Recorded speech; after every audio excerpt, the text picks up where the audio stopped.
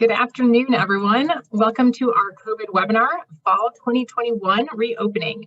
Where are we now and how to plan for a safe and successful school year? We've had a few weeks off of our COVID webinars, but wanted to be sure to hold this one to address the new guidance for schools from the CDC, which has been adopted by IDPH and ISBE. I'm Kendra Yoch, and I'm excited to welcome you today. With me here are four of our Franczek team members who have been tracking these developments very closely. Fattore Crumley, Shelli Anderson. Hello, everyone. Nicki Bazer. Hi, everyone. And Jennifer Smith. Hello. We'll be discussing the new guidance and what it means for you as you're planning for the upcoming school year. Before we begin, do mark your calendar for next week's webinars. We have one on Wednesday addressing a different public health problem, vaping, and the litigation that is ongoing seeking damages for school districts to address the consequences of tobacco companies allegedly targeting young people. We also have one on Thursday addressing the rights of LGBTQ+ individuals, including new legal updates. August holds additional webinars, including ones about the First Amendment, educational equity, and I'm sure more about COVID. As always, I want to remind you to please submit your questions through the Q&A function on Zoom. That is easier for us to keep track of, and we'll do our best to answer your questions. If you have follow-up questions or want to discuss any of this further, please contact any of us or your forensic attorneys. So let's jump right into vaccinations. We're getting so many questions about this, and a lot of the other decisions that districts and schools need to make depend on knowing who's vaccinated. So we're getting a lot of questions about can and should schools ask? Can they require proof? How does all this work? Shelli, do you want to get us started? Sure, Kendra. And I have to say, for all of those kind of on the webinar, I'm so happy to be back with these group of women again. It's been a little while and back with all of you. So we have been getting a ton of questions on this. I know that it's on the top of everyone's mind. You know, before even the guidance came out, we were indicating that we believe that districts can and should ask about vaccination status of both students and staff members for a variety of reasons, some of which are still relevant, some are not as relevant, related to how you treat vaccinated individuals versus unvaccinated, the details of which we'll get into during the webinar today. But one piece that we did recently confirm is that the school nurses in Illinois will have access to the IDPH eye care system to enable them to determine which students have been vaccinated. Now, the confidentiality provisions of the eye care system do not seem to apply necessarily to staff members. We'll likely see if that is something that IDPH addresses, if and when they decide to hold a webinar and continue it, as to whether or not the nurses will have access to that information as well. But so as far as students, yes, either asking the parents to identify if their student's been vaccinated or having your school nurse go through the eye care system to determine if a student has been vaccinated. One question that came up is, what if IDPH is incorrect and says you've not been vaccinated and the parent says that the student has been? And we certainly recommend accepting whatever representation the parent makes as to whether or not their student has been vaccinated. As far as staff, whether or not we can find out through the eye care system, we don't know yet necessarily. But certainly, as we were saying at the end of last year, working with your unions to encourage staff to identify if they've been vaccinated. I know many of you ran clinics of your own, so you know who has been vaccinated and who hasn't. But really working with them to determine who has been, and if a staff member will not divulge that information, treating that person as unvaccinated for whatever way you're distinguishing between the two groups, which would include having to take probably their own sick time if they had to quarantine as a result of a close contact. So kind of that's, I think, where we stand with that, notice provision now as to whether or not we can require information about vaccinations. Yeah, and I know, Shelli, we get the question a lot about whether you actually need the vaccination card itself. And I don't think, we have basically told districts, no, I mean, obviously if folks want to provide them, that's fine. If you're collecting them and you've asked for them, that's fine as well. But it's not necessarily required that you get the card itself. I think representations, as you suggested, from the parent or from the staff member are sufficient. Again, if you have a well-oiled machine where you're getting those cards, absolutely continue. But if you are not and you're just getting it based on the representations, I think you can go that direction as well. Yeah, I'd probably do something in writing, whether it's electronically, that part doesn't matter, but just something that you can confirm that the parent or staff members attesting, yes, I have been vaccinated. So you can have that to rely on in the event that you needed it. But I agree with you. I don't think that card is necessary.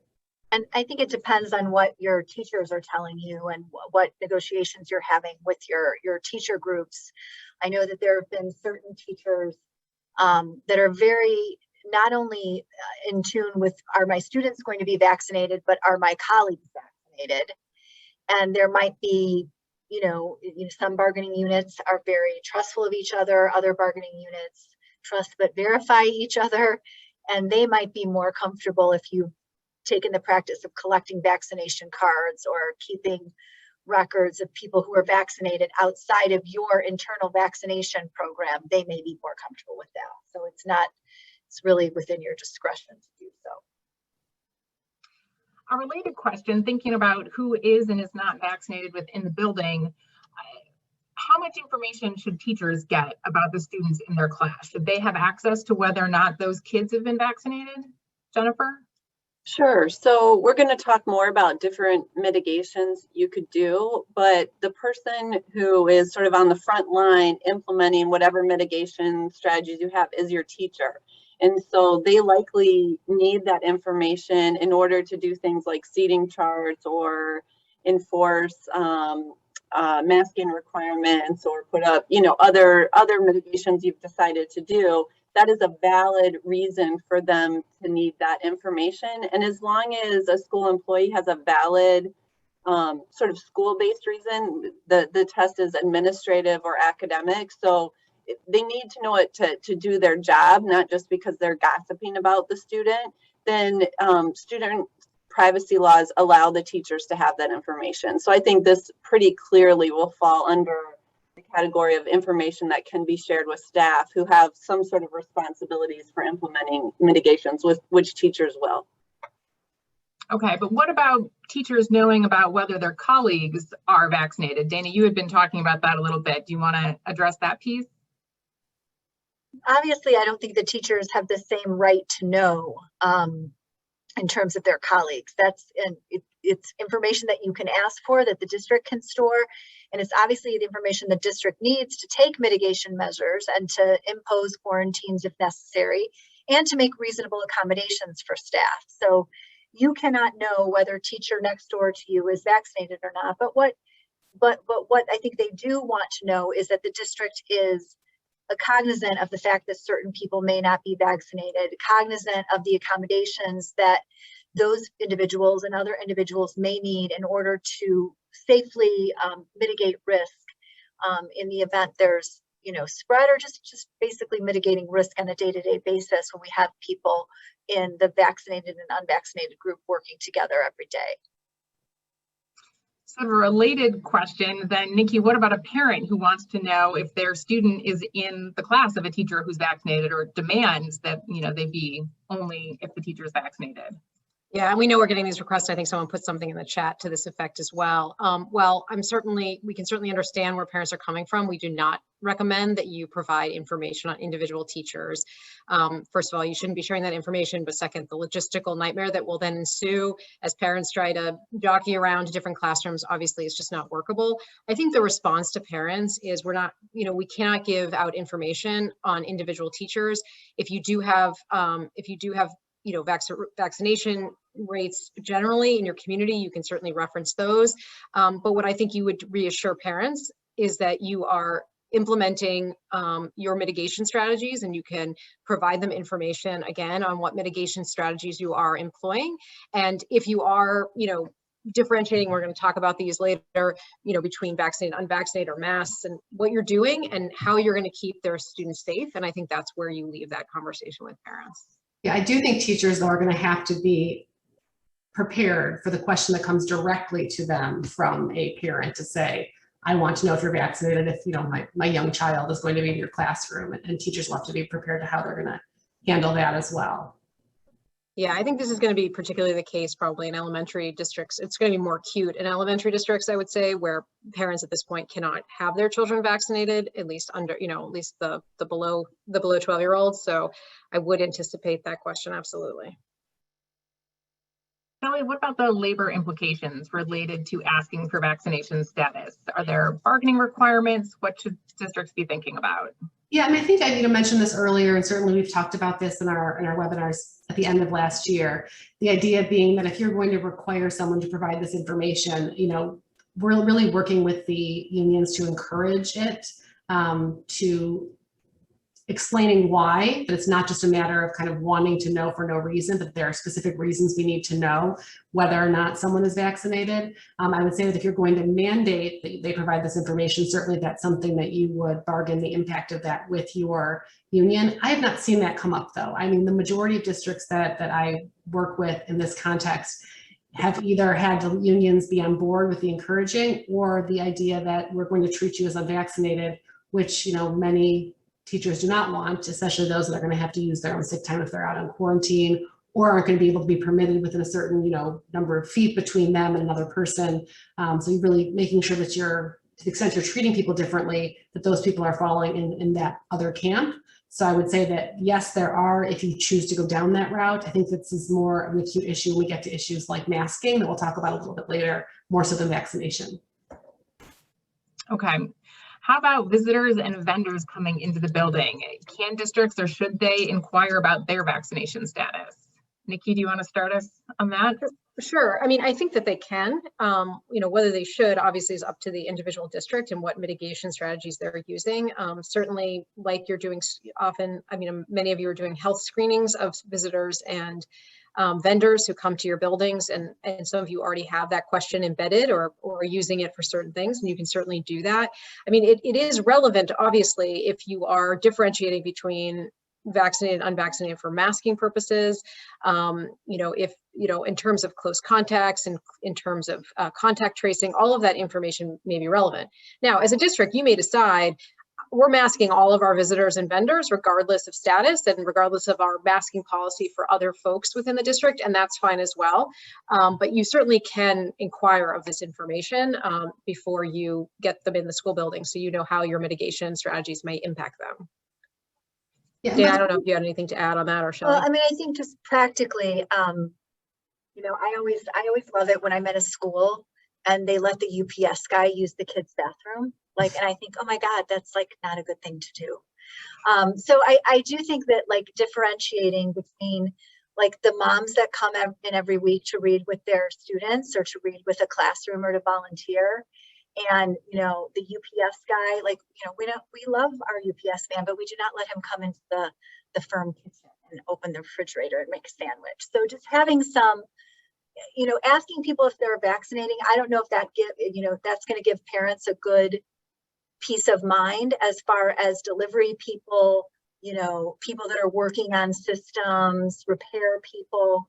I think it's better, it's worth considering just whether we're just going to have those people wear masks, just as they do out in, other places of business.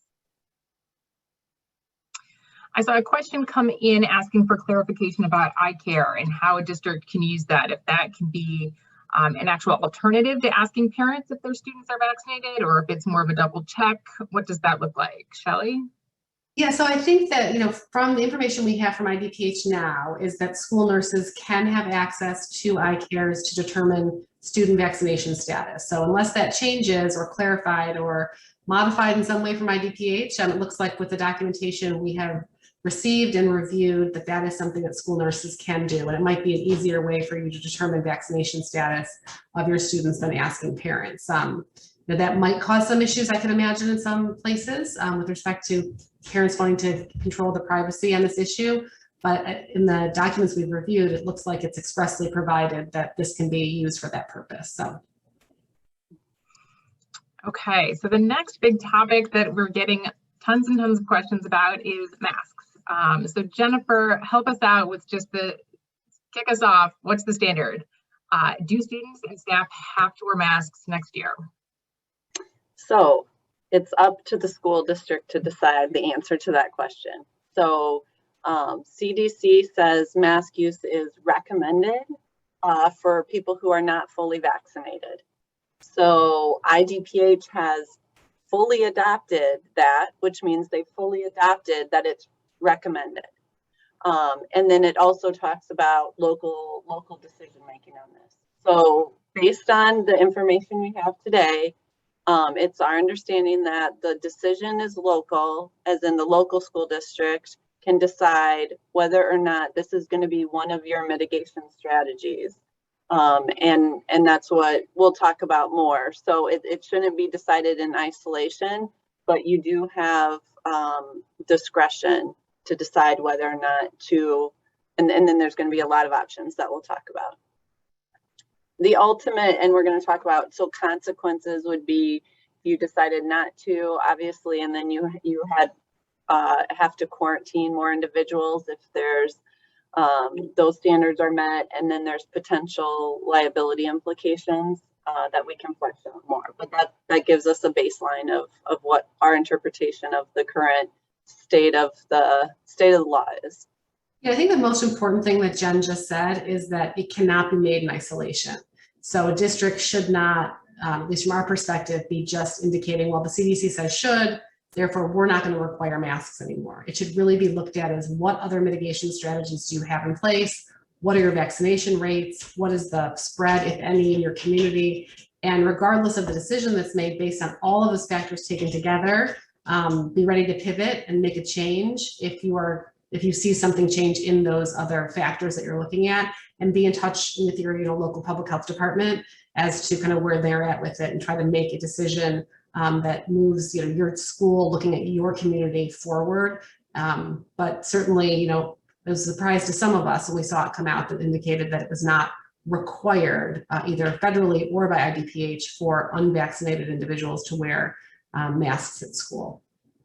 Yeah, and I think Jen touched on sort of the consequences, one way or the other. And I think this is, something also to consider when making the decision about mask wearing versus not. And I think that this decision may look different depending on your community, but also depending on whether you're an elementary school district versus a high school district, right? So if your vaccination rates are really high in your high school and among staff and students, the and you end up with, unfortunately, a COVID case, the quarantining may be very limited, right? Because you may have very few students who are unvaccinated or staff that are unvaccinated that need to quarantine.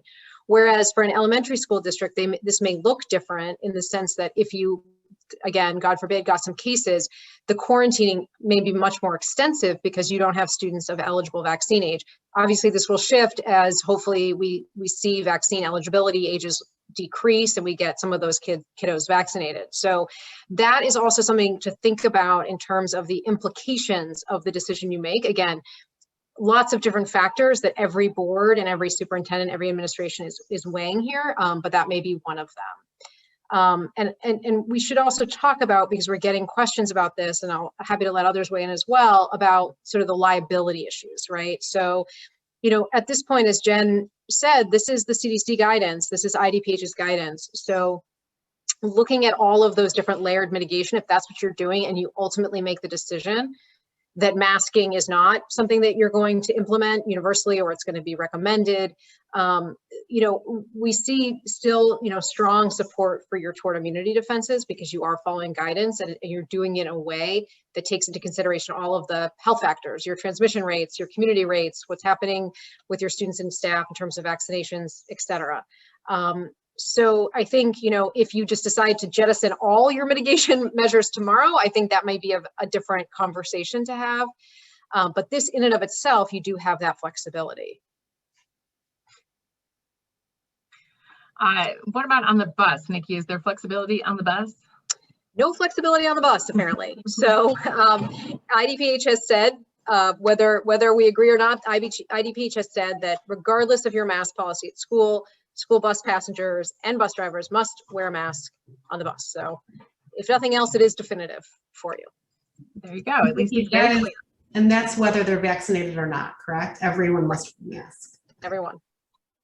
There you go. Dana, what about when students and staff are outside? Outside, you do not need masks. So anyone that I drive around and I see some of the tents still up. Doing outdoor activities, especially during the beginning of the school year when the weather is still cooperative, is still a very viable option. for instruction, for lunches, which we'll talk about it at some point in this presentation. No masks are needed out there. All right, so it sounds like within the school building, districts do have quite a bit of discretion in how they're going to layer their different mitigation strategies, including with masks. Jen, does that include potentially treating different grades differently, or doing something at one school and doing something different at a different school within the district? Yes, absolutely. And this is going to cause some frustration, I think, because between school districts or even within a school district and two different schools, you may have the ability to do different mitigation, other mitigations, whether it's barriers or spacing or, outside, more outside instruction. You can spread kids out more. There's a lot of different factors. So if you're looking at what are all the mitigation factors we can have? What is our spread? What is our risk here? And is it managed by things other than masks? Or maybe we do masks at some, so then you're going to maybe making different decisions because it's not workable. And then also looking at the other impacts. So the instructional impacts. Previously, there had been some students with disabilities, for example, who already had exemptions from wearing masks. So even within programs, we had this to some degree where you had some students wearing masks and some not even previously. That's probably only going to increase now that it's not a requirement from above. You can still require it. It can still be a district requirement. But you're probably, since there is so much flexibility and since the factors you're looking at are so varied, the decisions could vary within your district how you use it as a tool. Right. I would also say that, go ahead. Oh, I'm sorry. It's good. I think a good example to illustrate this is it's really going to be driven by the needs of the program and the kids that sit in that program, right? So you might have kids on the autism spectrum that never really were doing well with the masks. You really had to struggle to get them to wear them. And it was also inhibiting the instruction to such a point that, behaviors were up and you weren't really making the progress that you wanted to make. But then on the other side of that coin is, a classroom that has a lot of medically fragile kids in it that may or not be able to take the vaccine, even if they are age appropriate. And then staff might decide that masking for this program is a good mitigation strategy based on the individual needs. So again, looking at all the factors and really making the decision in the same way you would make any decision, like looking at data, looking at all those different data points, and then making a judgment is the way to a defensible decision, whatever that decision is. Yeah, and just to sort of take it down to simpler tax, you might have an elementary district that requires masks for pre-K through 6th grade because those kids at this point are not eligible, but you have a different policy for 7th and 8th graders because most of you have 80% of your 7th and 8th graders vaccinated. So, and to your point, Dana, on the data that you're looking at, we had a question in the chat, which I think is a good one, or the Q&A, which is, can we make decisions now and based on the tracking of local positivity? So, because we're at less than 5% or less than 2% now, can we make masking optional? But if rates start to rise, we then put into place masking. Absolutely, right? So you have the flexibility and the discretion to take a look and say, right now where we are, we can do recommended mask wearing, or we can do, again, no mask wearing. But if we start to see some spread, if we start to see this, the Delta variant first, of course, getting our numbers up, then we pivot, as Shelli mentioned. So maybe you even pack that pivot into your guidance right now. Certainly can do that. Yeah, it's something I don't want to get lost here, that I think we're getting some questions from some districts, in particular communities where this is an issue, is that despite the guidance that says should and does not say must, a district can still require everyone to wear a mask. So that is something that, if you are a district, an elementary district, for instance, or even a high school district, you can require masking the same way you can require kind of other things with respect to kind of how someone comes to school. So I don't want that to kind of get lost in this discussion. I know a lot of people are thinking about how, who do we have to, and districts, certainly the flexibility is going both ways here. So another variation on all of this is if a district, let's say, is going to differentiate on who has to wear masks based on who is vaccinated, how would a teacher be able to implement that and know who's vaccinated or not? Is there a way? How would you recommend actually putting that into practice? Shelli, can you talk about that a little bit? Sure. So I think we touched on this a little bit in the beginning in terms of, perhaps putting it kind of in the student's record that goes to the classroom teacher, that the same way if the teacher would need to know something else about a particular student, whether they have a 504 plan, they need more time, if they have an IEP, anything like that, that the teacher would need to know for purposes of kind of modifying that class. If you have a masking policy for vaccinated kids, unvaccinated kids, maybe something even on the form that goes to the teacher that indicates not necessarily vaccinated or unvaccinated, but mask or no mask. Because as Jen mentioned, there might be kids who aren't required to wear a mask for some other reason. So that's just something that the teacher can help enforce that policy. And I think we're going to talk soon about this idea about how, if you opted for that, how do you enforce it and how do you mandate that and make sure that people are complying, whether it's, staff members or students. Yeah, perfect. So Dana, do you want to talk to us about how can you impose discipline? What does that look like?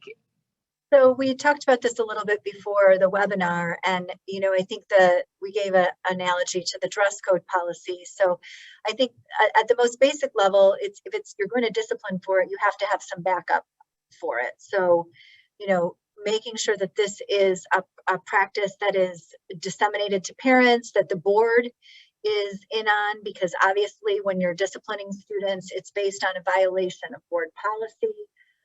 So if you want discipline to be viable, you're going to have some underlying board action and policy to base that discipline upon. And then also just, making sure that you're taking reasonable discipline measures. So you're using progressive discipline. So if someone is not wearing a mask, you're not sending them home right away. You're not necessarily assigning a detention or something like that. What you're doing is, here's the box of disposable masks. Here's your mask. Go back to class, put on your mask. Or, even being even more positive, saying, okay, do you need a 5-minute break from wearing your mask? Here's where you can go and be supervised and take it off for a minute, or is something going on, and that's how we got compliance previously. And that's how you're going to have compliance going forward. And I think a lot of it's also going to be depending on, education to the community about what your program is and why you've chosen to have this program. So if you're mandating masks, why you're doing it, obviously that's going to be based on all of those factors. And it's not going to be just one point. It's going to be multiple points, right? We've looked at all of these things, and this is what we think is best for all of us to go forward together. And that's how you'll make sure that the discipline can be enforceable. And I know we had a question in ahead of time about, well, if you're going to discipline, but you don't, so does that raise liability concerns? Or if you've mandated masks even, and you're not enforcing it, it's really hard to make that kind of, I don't know that I can give an across the board answer for that. I think it really depends on the level of adherence to your policy. So if you've mandated masks and there's a strong and solid percentage of everyone wearing masks, and when people don't, they're reminded, or it's rectified. There may not be an increased liability because you haven't enforced it 100% of the time, or you haven't imposed discipline. It again also depends on the other mitigation strategies that you've employed, your transmission rates, all of the things that we've been talking about. So, I think all of those factors would weigh into whether or not, your liability sort of is impacted by the fact that you've passed a policy, but you're not sort of actively enforcing it in a disciplinary way. And I think just as important as liability, though, is like maintaining the trust of your constituency. So, I mean, that's why I think, less rules, more enforcement is probably a better. So, I mean, if you're going to do it and you have a good reason to do it, then you're going to want staff buy-in and just, again, not being punitive about it, but like, this is what we've decided to do. Let's all stick to it. Because if you assign rules and then you never impose them, that really undermines the trust in the other rules that you're trying to establish. And so that can lead to other problems, not just lawsuits, but just problems with parent communications, problems with the faculty and the unions of not, not having adequate support for, not providing support for district initiatives. So that's also something to really think about. And Dana, you touched on the board taking action with respect to masking and making that, a more formal rule or policy. Do you or Nicki want to talk a little bit more about exactly like how involved does the board need to be in making these determinations and laying out this plan and approving it versus, the role of the superintendent? Sure, I can start. I mean, I think that this is a question that we had, many, many months ago and talked about extensively when we first started to deal with closures and then reopening plans. And I would say, this is going to differ from district to district. And you certainly, if you have all worked out the sort of process that you're going through, we would certainly recommend that you are consistent and you do what the board has set up and your community is expecting. I mean, we have, as we've said in the past, and as Dana mentioned, if you are going to have policies that you expect you'll need to enforce and you do have, mixed feelings in the community about something, it's always, I think, a good idea to have board involvement. Obviously, they've been elected and are, working for the community to try to navigate through this process. And certainly administrators play a key role in recommending and providing to the board the right information, the right thoughts in terms of how to navigate these situations. So it's going to differ, but there are some policy reasons to have the board involved in terms of, enforcement, in terms of liability defense, and frankly, again, because they are, part of the fabric of this school district and should be, a part of the decision-making process. Dana, I don't know if you had any other thoughts on that. I mean, I think you said it all. I mean, they are the elected officials. If there is a lawsuit, if there's a challenge, it's ultimately going to come down to what determination, what policies and procedures they set. So, I mean, it's really important, I think, for superintendents and boards to try to stay on the same page as much as possible and just keep those open lines of communication so that everyone is working in concert with each other. Turning to a couple of questions we have in the Q&A, we have a couple about for students and mask wearing. If masks are optional and the parent then says, I want my child to be wearing a mask, I think it's important, then is the teacher expected to be following along whose parents say what and enforcing that? Kind of what role does the parent play at that point? Nicki, do you want to? I mean, I can certainly start. We can talk about it a little bit. I mean, it seems to me that yes, I mean, it is the responsibility ultimately of the parent if they want their student to be wearing a mask. And I think it should be clear in the communications from the district that, if it's optional, that obviously it's the decision of the parent. It's interesting. It's an interesting thing about, if you know that the parent wants the kid wearing a mask and the kid keeps showing up without the mask. I mean, I think ultimately you're not going to take huge amounts of time. I don't expect a teacher to take huge amounts of time to try to enforce this. That's really not what they should be focused on. I think it certainly makes sense to alert the parent to this and to let them know that this is happening and that if their expectation is that their student wear a mask, that they have to reinforce that at the home. But there's only so much, I think, time and ability for a teacher to make that happen if the parents aren't doing it at home. But Jen, I don't know if you have any other thoughts on that. Yeah, I really kind of cringe at this because I can see so many power struggles developing between students and staff and parents and that triangle. And typically, I mean, this is an unusual situation, but typically I would recommend against schools get involved in enforcing home expectations.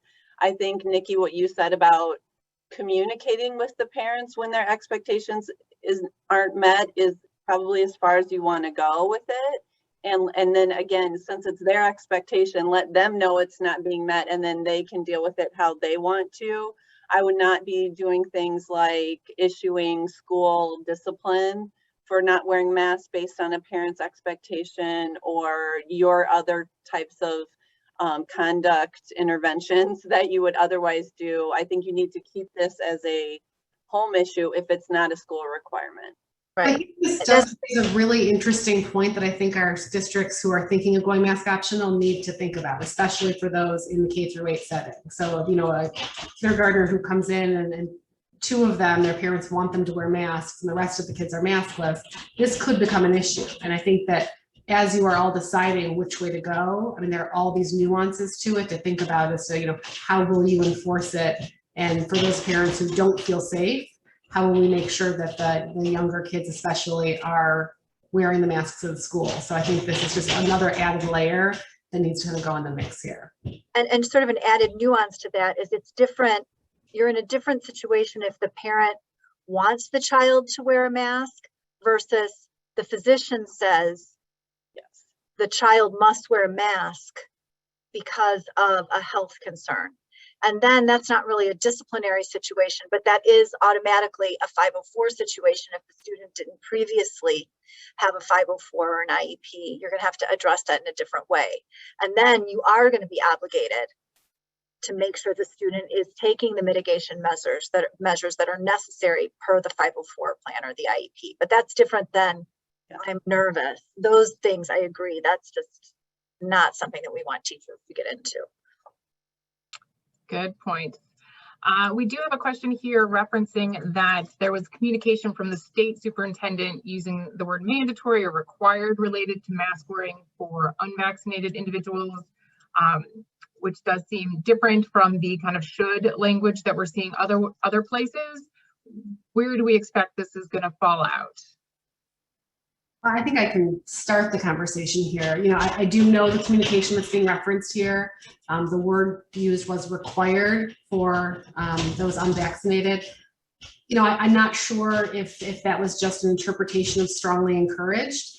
We do not find anything in ISBE, IDPH, or CDC guidance that actually says required. So if this is going to be a change, in an expectation, we would expect to see something more definitive than in a Q&A that I believe was on Twitter's where this was communicated. So right now, we still feel that kind of, as we've been describing all along, that it is, you know, strongly encouraged but not required.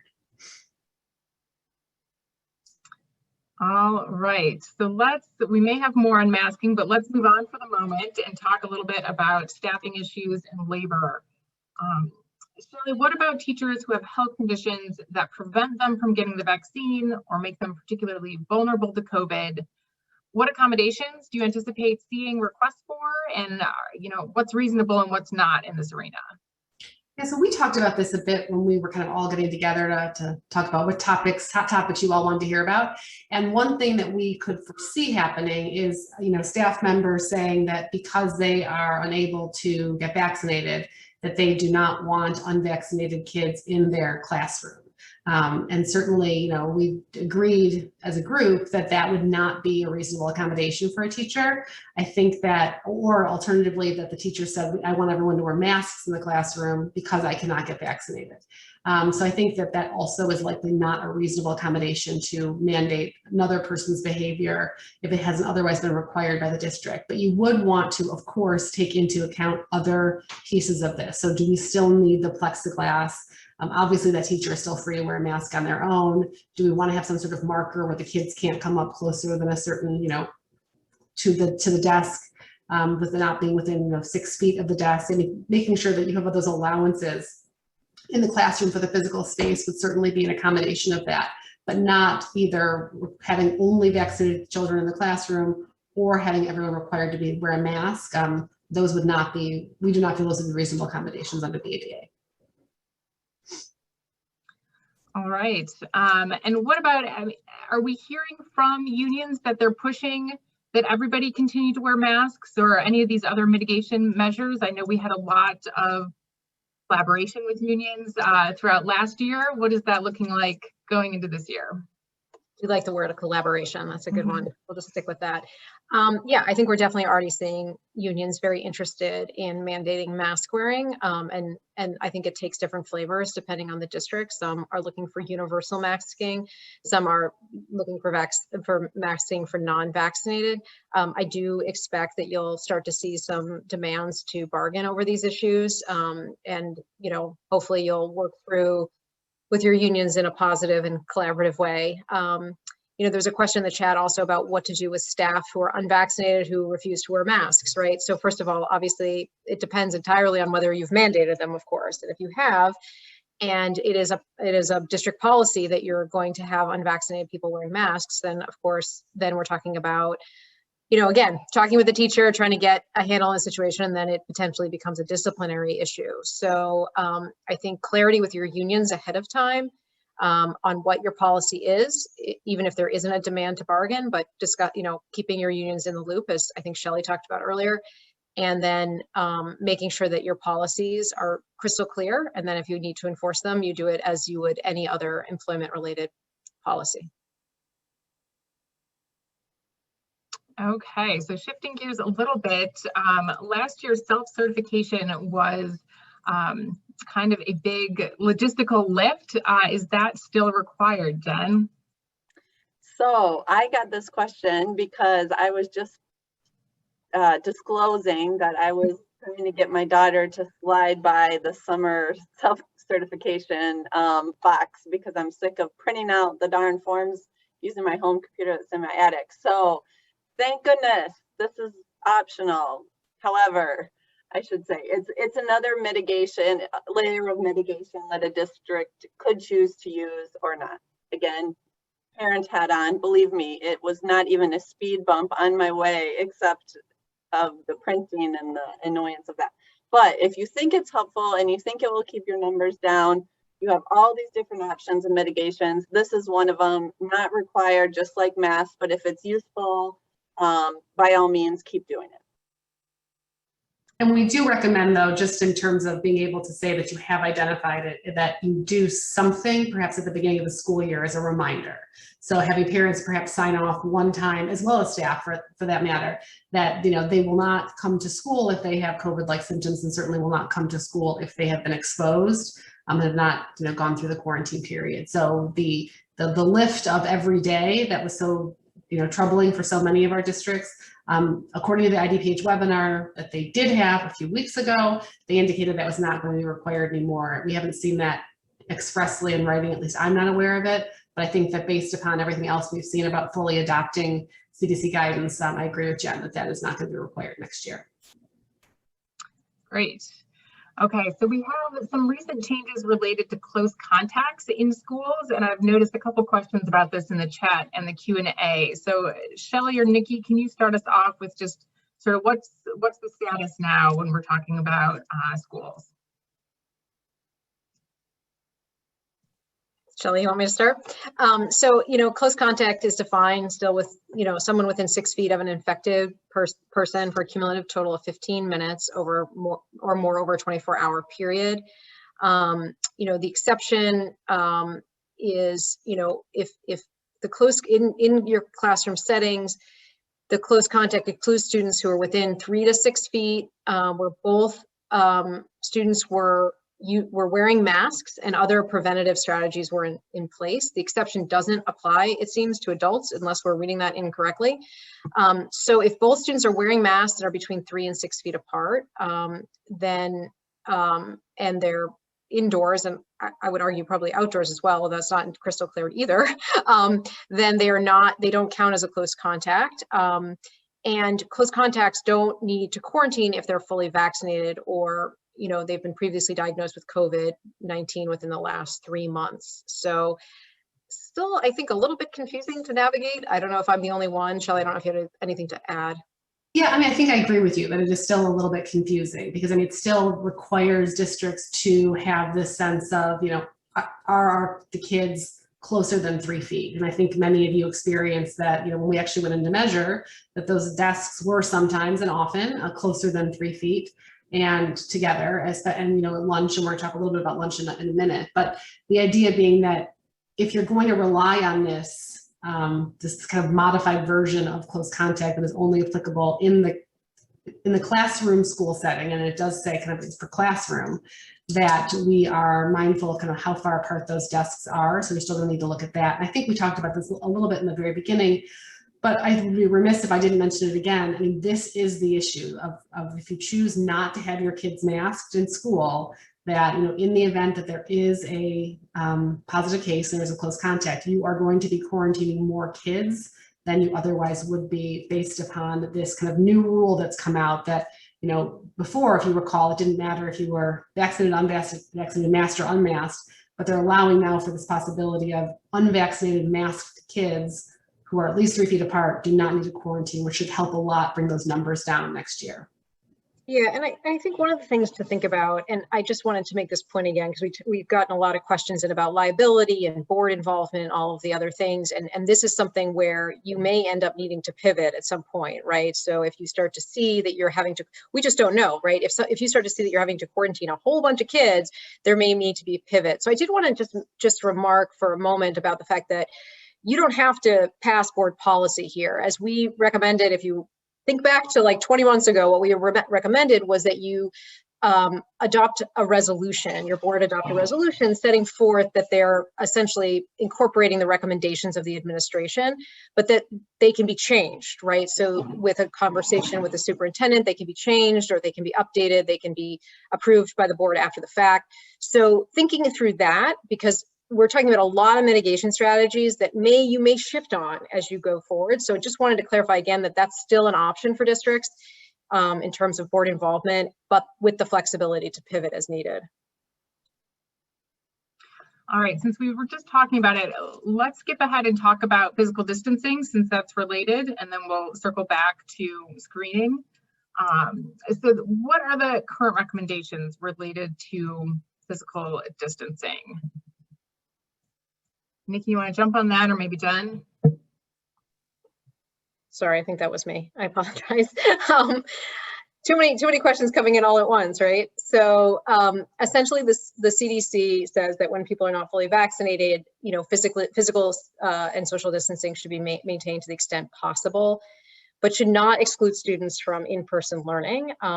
6 feet there is the recommendation for people who aren't vaccinated, 3 feet for, between students in classrooms, combined with mask wearing. So again, what we're talking about is layering mitigation strategies and keeping as much physical distance as possible, but it should not preclude you from getting students back into your building. That is the crucial component of this new guidance is when in doubt, the students should come back, add different mitigation strategies if you need to, if you don't have the space. Okay, and so what about eating lunch, Dana? Eating lunch, another $10,000 question. So again, with lunch, you're going to need to do the distancing, 3 to 6 feet of distancing, because obviously when people are eating, they're not wearing their masks.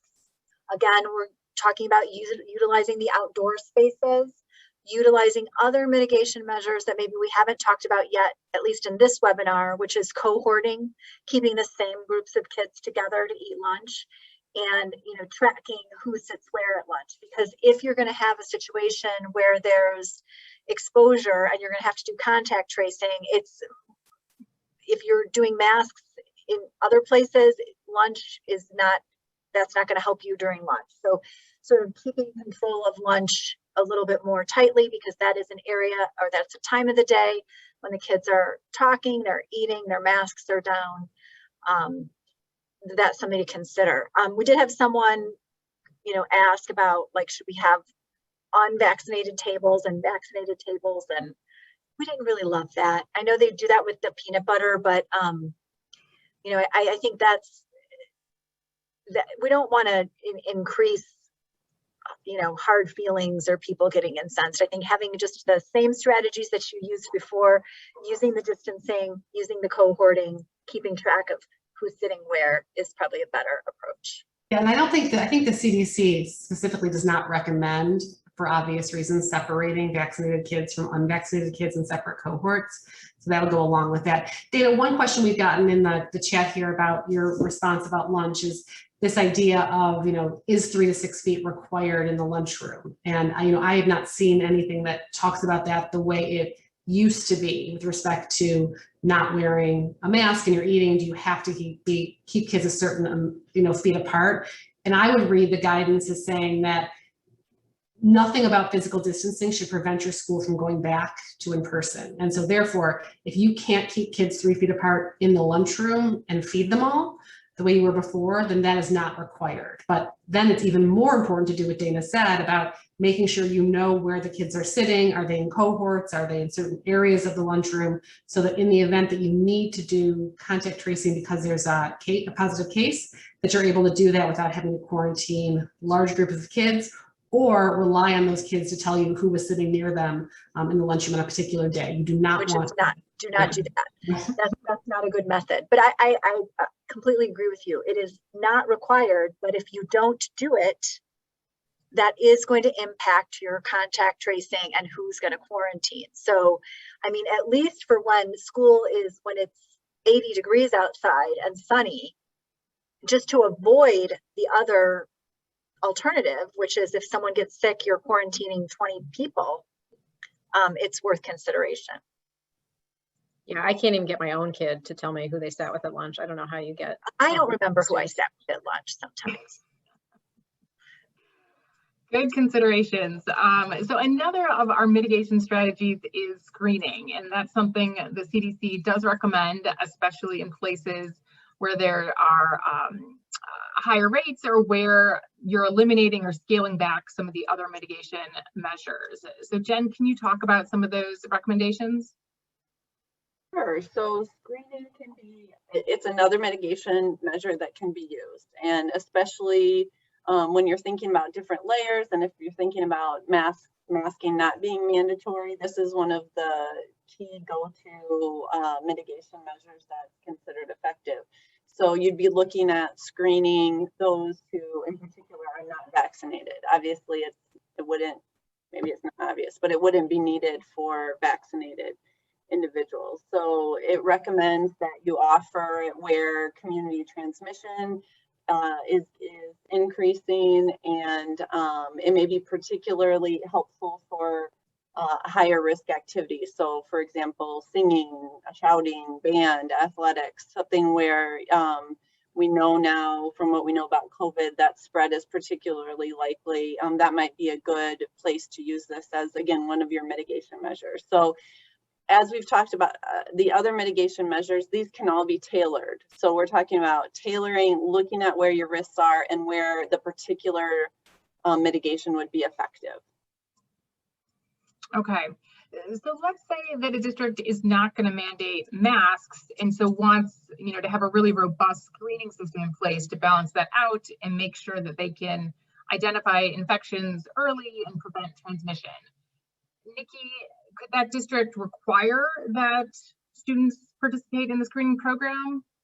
I mean, our reading is yes. If you are if you're saying to folks, look, if you're unvaccinated, you don't have to wear a mask, but we're requiring you to get regular testing, or in the alternative, you can, wear a mask. I think that's a viable option for a district to embark on. And I think some of our districts are doing that, right? Because their transmission rates are such that mask wearing doesn't seem to be the mitigation strategy that would be most effective, but they want to keep an eye on where if their transmission rate is creeping up, and testing is obviously a good avenue to go. What about staff? Can they require it for staff? Yeah, again, I mean, I think then possibly, I think again, we get into some labor issues there. You're going to want to talk to your unions or negotiate that with your unions. And again, I would take a look at your vaccination rates among your staff. Is it necessary? Is your transmission rate really low? Adults are a group that the CDC recommends testing of because we tend to see more transmission amongst adults. But obviously, if you've got 95% of your staff vaccinated, it may be less of a need at that point. So again, we're looking at all of these in concert with other data that you're reviewing. And I know we also get a lot of questions about consent. We do believe that written consent is something that you should be obtaining to test folks. So, we've definitely drafted a number of consent forms. We're happy to help folks with that. If folks are looking at using Binax, there's lots of different requirements. We're happy to help navigate through that. Some folks are using Shield. So I think those avenues are out there for use of a mitigation strategy of testing. Okay. Let's shift over to remote instruction. We've had some recent updates related to remote instruction. Who is entitled to remote instruction? Shelli, can you walk us through what that looks like right now? Yeah, I can walk you through what I think it looks like right now, to the best I can. So for those of you that, were around in May, you recall that ISBE adopted a resolution that indicated that the school districts were required to provide remote instruction only to children, or actually could only provide remote instruction only to kids who were ineligible for vaccination and were under a quarantine order. So that was kind of a very narrow, small group of kids.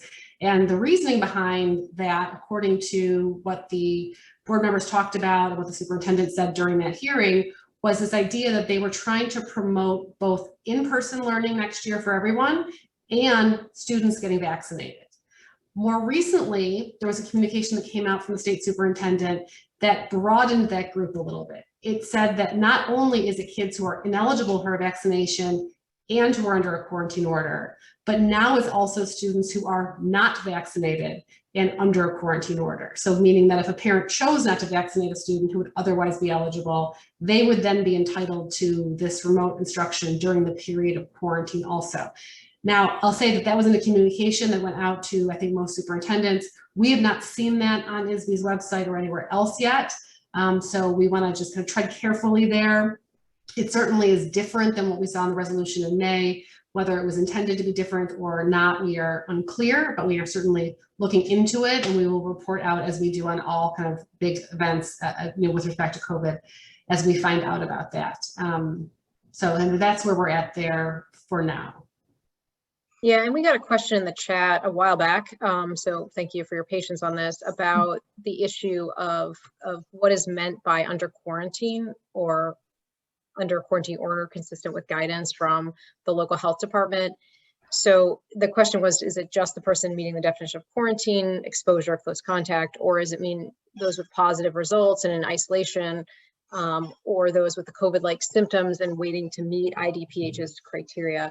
I would definitely say, my interpretation of this would be that if you meet the definition of quarantine, like you've been tested positive and you are required to quarantine under your local health department's rules, that would be a quarantine. That would be, I mean, we don't have a lot of guidance on this, I'll give you that, but I do think that either if you have an actual quarantine order, which some departments of health have issued, others do not, or you meet the definition of what they would say for quarantine, that you would meet this definition.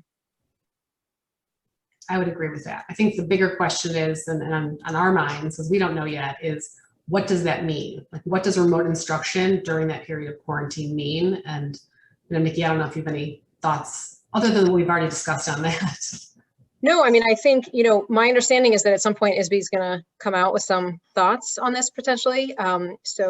Again, I know we have schools, we have administrators on the call who have schools that are open today. So hopefully soon. But obviously, we have this, we don't know what that's going to look like exactly. I know schools are formulating, they're trying to figure out what to do with students who are in quarantine and what that looks like. Some districts, obviously, I know we're running out of time, are putting together remote learning instruction plans that are bigger than this, pursuant to 10-29 of the school code. So we don't have a lot of guidance from ISBE on how this looks. We obviously have what's in the statute. So if you're trying to navigate through those issues, we're happy to talk through the specifics with your districts. Great. I want to touch on a couple kind of specific special education issues related first to this question about remote. Is kids who otherwise would have qualified for homebound, who have a health condition that would make it unsafe for them to come to school, typically under homebound, you only get 5 hours a week. What if a parent says, I want like remote, the way we used to have remote, I want my student to Zoom into class. Is that still an option? No. Yeah, I agree with Jen. I don't think this is an option anymore. I think if you need to receive home hospital instruction, it looks like home hospital instruction, which is 5 hours a week, and you're getting some work from the teacher and you might be checking in, but it does not look like you're on Zoom all day and you're just on a screen in the back of, geometry. Okay. We also have a couple bills that we've been watching and getting lots of questions about related to kids who turn 22 or are transitioning. Jennifer or Dana, can you give us a quick update on those? They are both on the governor's desk. So I know these are for the high school districts, you know, this is causing a lot of anxiety in order to plan for fall, but we don't know. I think it's most prudent to wait because one never knows for sure what, at least I have no inside information that the governor will certainly, I think it's expected. We don't know why, you know, it's sort of expected that he'll sign them, but we don't know that. And a lot of things could happen until a bill becomes a law. So we just think it's best practice to wait and actually see. Our understanding is we will similarly be waiting until it actually becomes a law before issuing guidance. So for now, we're all waiting. We know you have parents. The reason you're asking us is because parents are asking you and they want to be able to plan, but we just don't know yet. We're going to wait until they actually become law to make firm plans. All right. Well, thank you all. And thank you to everybody who is listening. I hope we reached most of your questions, but if we didn't get a chance to get to something, please do reach out, and everybody have a good afternoon. Thanks. Bye, everyone. Bye.